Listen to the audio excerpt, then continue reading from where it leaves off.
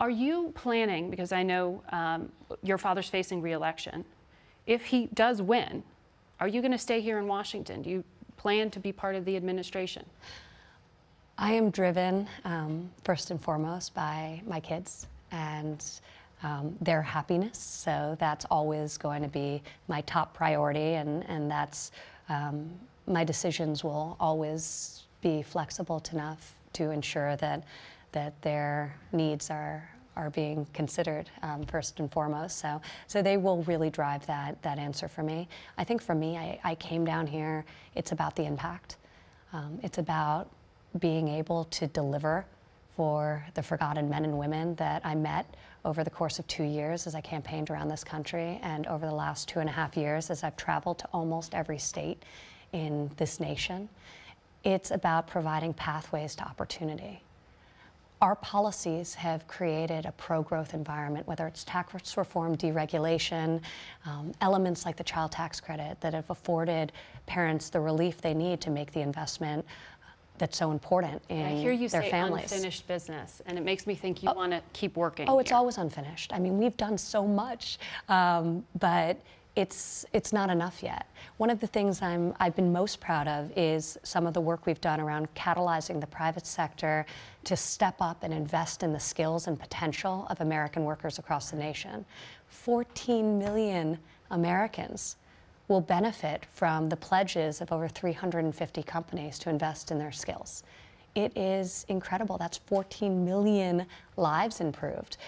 When you look at the stats about the prosperity that has been created by this president, one of the statistics out of so many that really just excites me and drives me each and every day is the fact that over the past year, of all the new jobs created, and 7 million jobs have been created since the president took office, of all the new jobs created, 43% of them were secured by Americans on the sideline of our economy.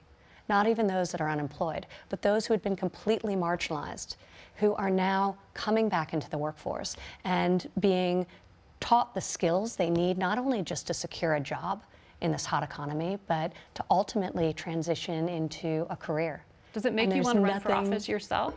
Oh gosh, you know, for me, it's the politics is truthfully less interesting. The policy and the impact of lifting communities and changing people's lives, and the stories I've met from, or I've heard from the people I've met across this nation are just amazing, and it gives you so much hope.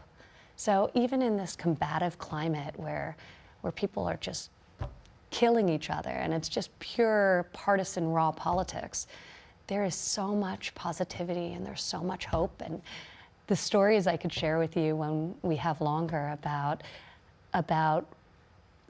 the policies we've put in place and how that's impacted American families, whether it's criminal justice reform and the impact that that's made on communities across the nation, and that hope of a second chance, to workforce development and job training, to childcare affordability. We can't underappreciate the fact that we've increased the amount we're spending by 50%, so that parents aren't having to choose to lose their job because they can't afford high quality childcare.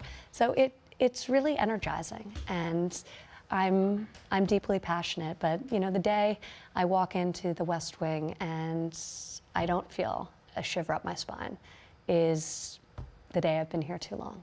And I still, every day, feel a tremendous humbling and sense of privilege that I'm able to do the work that I came to Washington to do, that the president's empowered me, and I feel just incredibly grateful to be able to give back to a country that's given me so much, and I'm doing my very best.